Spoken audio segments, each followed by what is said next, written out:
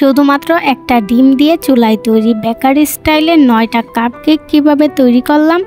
আসসালামু আলাইকুম, আশা করি সবাই ভালো আছেন। আজকে আপনাদের সাথে শেয়ার করব মাত্র একটা ডিম দিয়ে চুলায় তৈরি বেকারি স্টাইলে 9টা কাপকেক কিভাবে তৈরি করবেন। তো অবশ্যই আমার চ্যানেলে নতুন হয়ে থাকলে আমার চ্যানেলটা অবশ্যই সাবস্ক্রাইব করে দিবেন। কেকটা তৈরি করার জন্য প্রথমে একটা বোল নিয়ে নিলাম, তার মধ্যে একটা ডিম ফাটিয়ে নিব। এটা নর্মাল তাপমাত্রার ডিম, আপনারা যদি ফ্রিজ থেকে ব্যবহার করেন তাহলে অবশ্যই 1 ঘন্টা আগে নামিয়ে রাখবেন। হাফ কাপ দিয়ে দিব চিনি।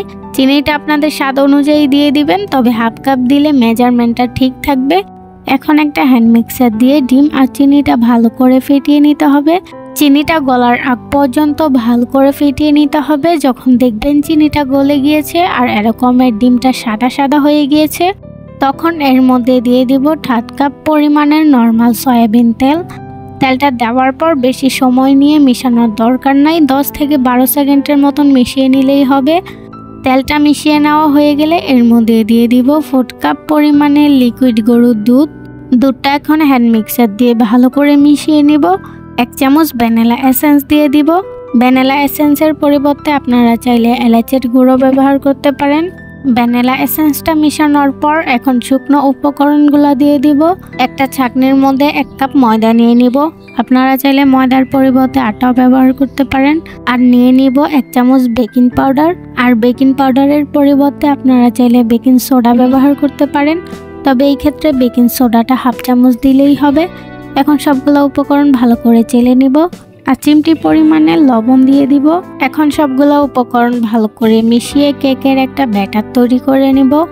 তবে এই ব্যাটারটা কিন্তু বেশি পাতলা হবে না, আবার বেশি ঘন হবে না, এরকমের একটা ব্যাটার হবে।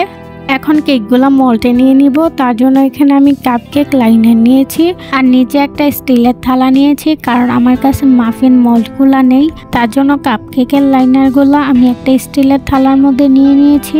আপনারা যদি বাসার জন্য কাপকেক তৈরি করেন তাহলে মাফিন মোল্ড ছাড়া কিন্তু আপনারা এইভাবে করতে পারেন, তবে এইভাবে করলে একটুখানি তেরা বেঁকা হবে, তো অসুবিধা নাই, যেহেতু আমরা বাড়িতেই খাবো। এখানে আমি প্রতিটা লাইনারের মধ্যে হাফ লাইনার করে ব্যাটারটা দিয়ে দিলাম।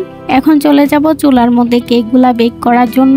তো চুলার মধ্যে বড় একটা হাঁড়ি বসিয়ে দিলাম। হাঁড়ির মাঝখানে একটা স্ট্যান্ড বসিয়ে দিব। এখন ঢাকনা দিয়ে ঢেকে হাঁড়িটা একদম হাই হিটে গরম করে নিতে হবে। 5 মিনিটের মতন গরম করে নিলেই হবে। হাঁড়িটা যখন একদম গরম হয়ে আসবে তখন হাঁড়ির মধ্যে কাপকেকের থালাটা বসিয়ে দিব। হাঁড়িটা ঢাকনা দিয়ে ঢেকে দিব। আর ঢাকনার যে ছিদ্রটা আছে ওইটা আমি একটা কাগজ দিয়ে বন্ধ করে দিলাম। এই পর্যায়ে চুলার হিট থাকবে মিডিয়াম হিটে। মিডিয়াম হিটে রেখে 10 থেকে 15 মিনিটের জন্য বেক করে নিতে হবে।